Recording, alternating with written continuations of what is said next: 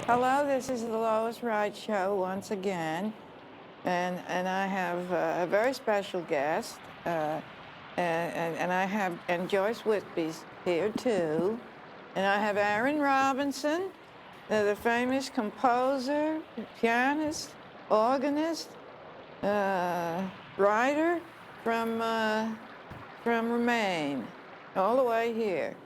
So welcome to the show, Aaron Thank you, Robinson. Lois. It's always a pleasure to be here, and thank you so much for your hospitality and having me here. And it's good to see Joyce as well. Yes. Just like old home week. Yes, oh, yes. Thanks, Joyce, for coming on, too. And what we're doing, Jessica Berdine was going to be on, but she couldn't make it because Jessica's making a film called Grey Gardens. Is it still called Get on the Ghost List? Get on the as far as I know, as of 1 o'clock today, yes, it's still Get on the Ghost List. And Aaron Robinson, it was very generous and took his time, and of course his great talent to write the music. He personally wrote the music, the whole score for the Grey Gardens film.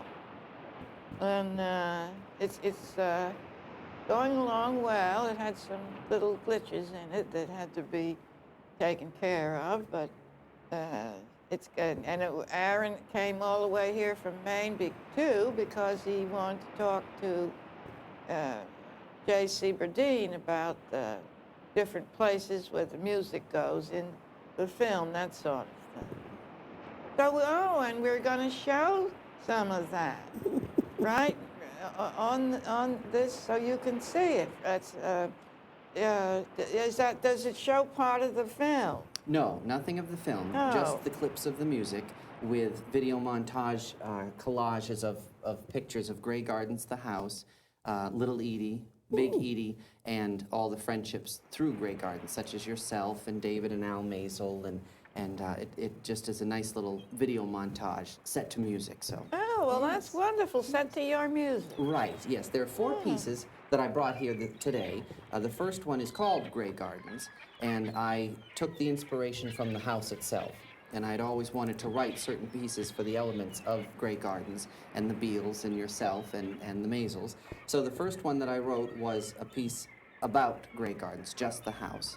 And the second one I wrote was a waltz for Little Edie.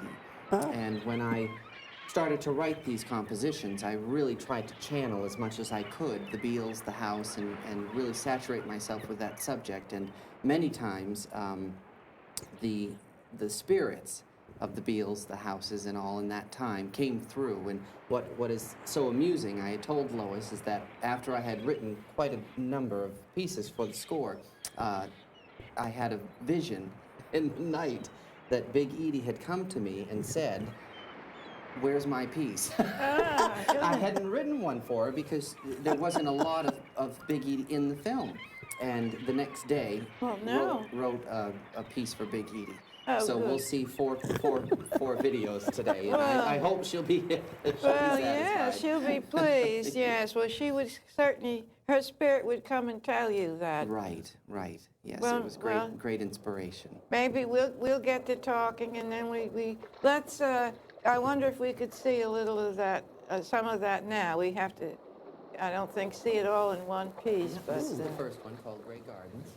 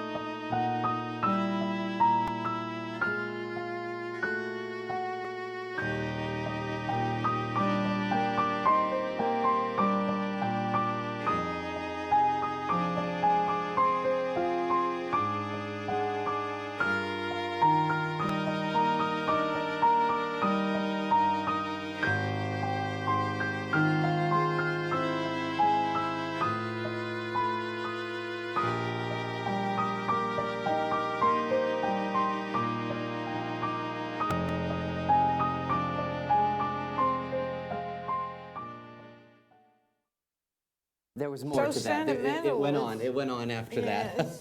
it's sentimental. Yes. It's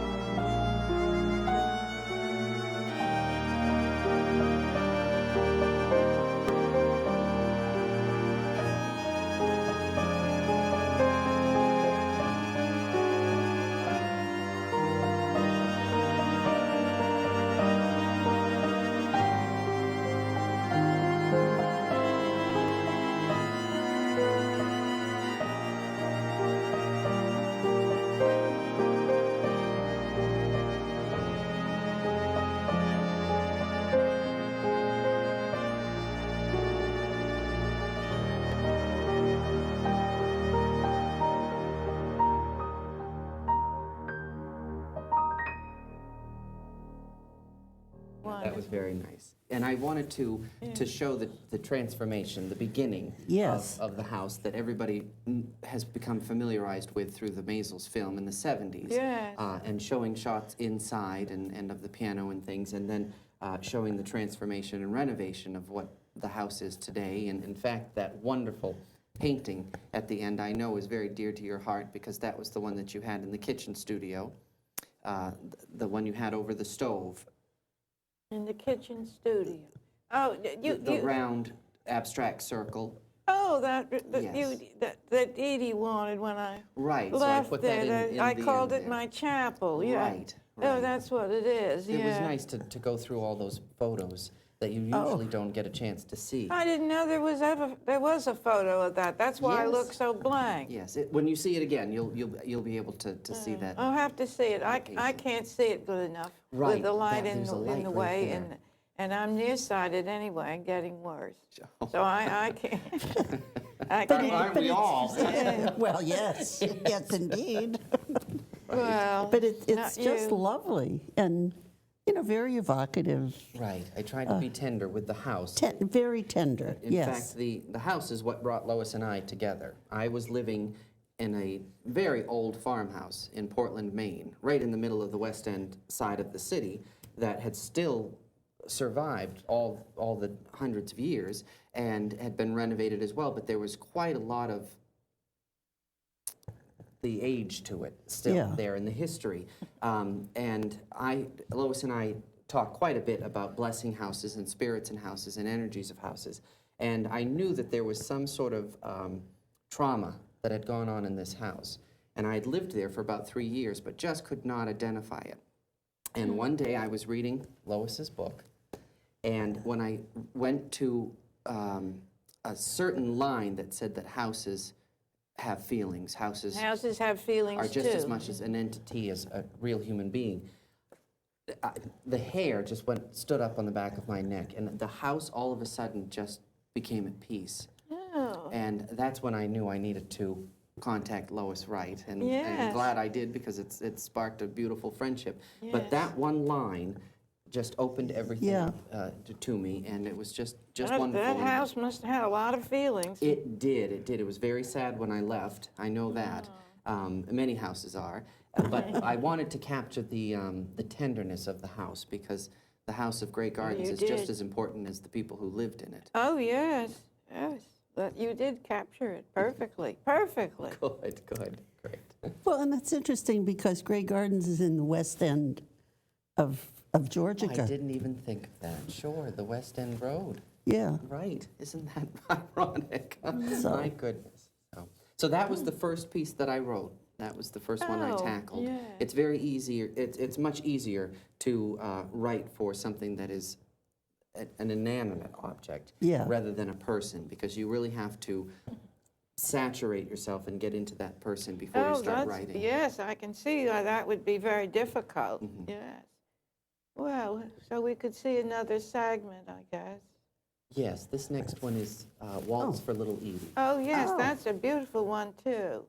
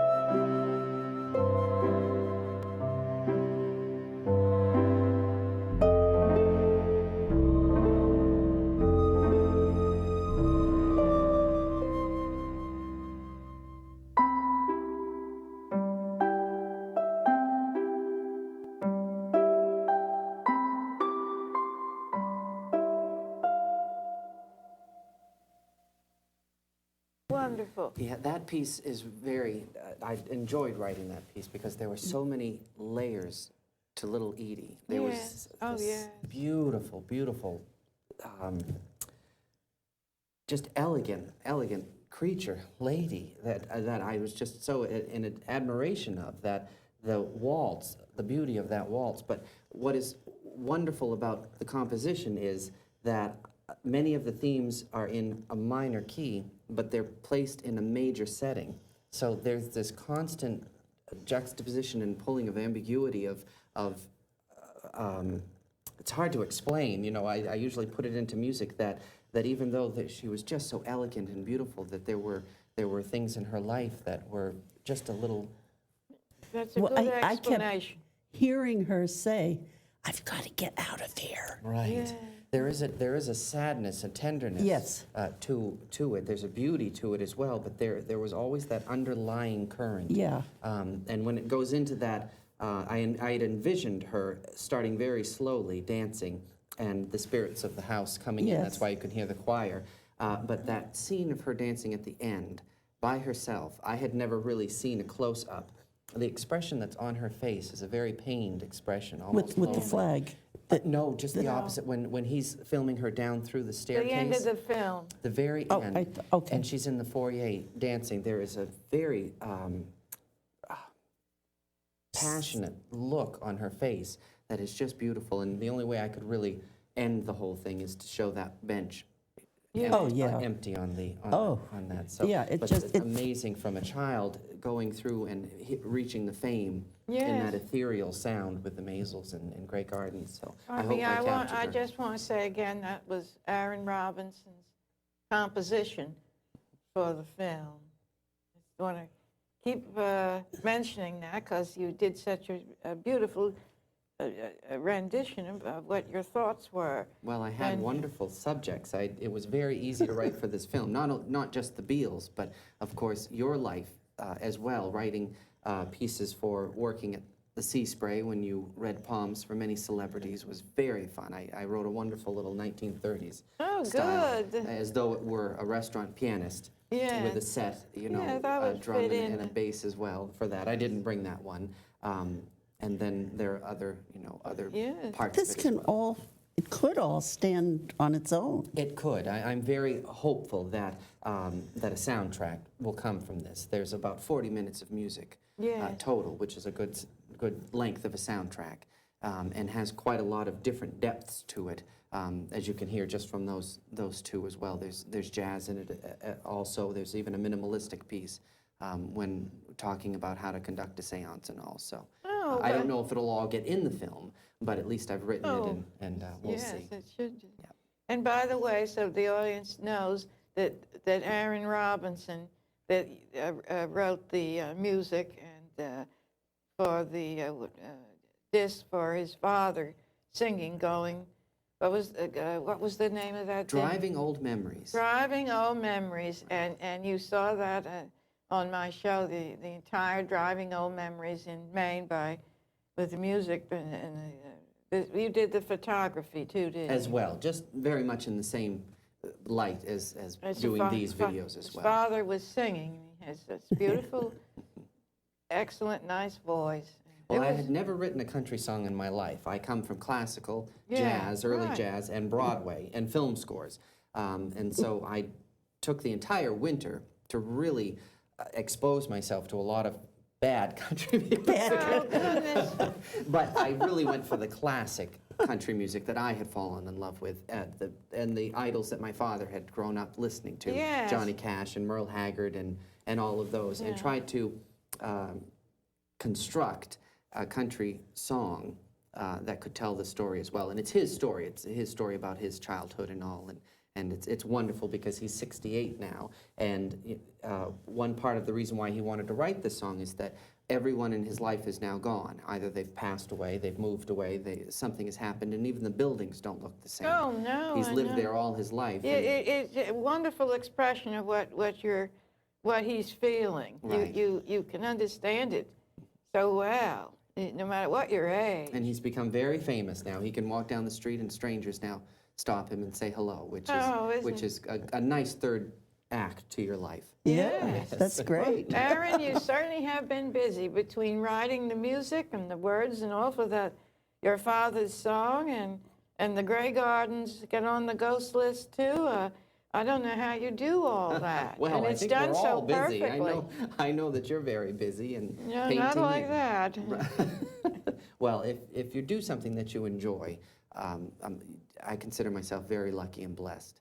I've always said that if a lot of people think that success is happiness, but for me, happiness is success. So if I'm happy, Accomplishments, accomplishments that you're satisfied with. exactly, That's the best. That's what you go to your grave with, I think, Yes. and makes you content. Right, I think so. Yeah. Oh, I think she's a little. Oh. Joyce is a little dry. Yeah. Oh, well, I did toss that down. I know. Well, here's to you.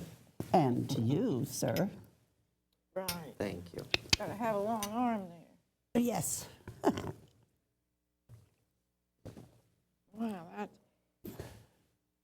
Well, do we want to watch just one more? Yes. Yes. Well, there, Sure. I'll ask Lena. There are two left. There's one that's Little Edie, Big Edie, sorry, and then there's one that incorporates the friendships that Grey Gardens generated. Well, you better What's do the Big time Edie or on she'll them? be I know. out. What time do we have? 5:30? Yeah.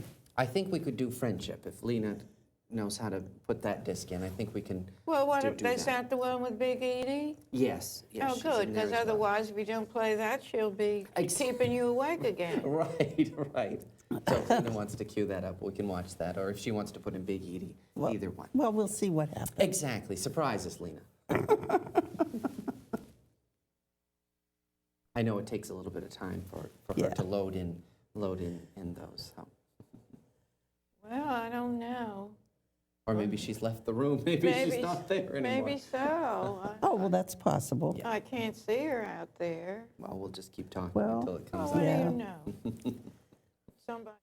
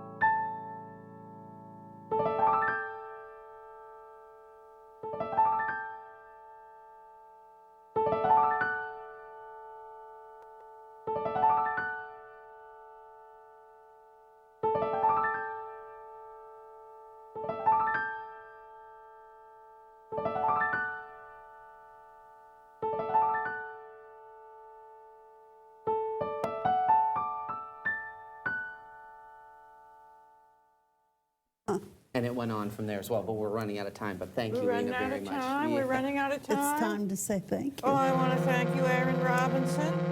Thank you You're- very and- much for and I having wa- me on. Well, it's an honor to have you on with your great town. And I want to thank Joyce Whitby, who's the regular. She's on again. I'm glad to see you. And, we did that seance at your house. Yeah, I don't know what quite's going to happen with that, but anyway, whatever. we were all there in Yep. your beautiful place. Beautiful. That's beautiful. And I want to thank LTV, and I want to thank Lena. What's Lena's last name? Like a dynamo. Turbo. What? Turbo. Turbo, like Ooh. a turbine engine, a turbo. Lena Turbo. And we need more people here to help Lena. So I wish somebody'd volunteer because I'm sorry to say that Lee Davis isn't too well and couldn't be here today. And I'm not quite sure when he'll be back. But he's very busy here with all the shows he does. So thank you all again. At LTV. Lois. Thank you.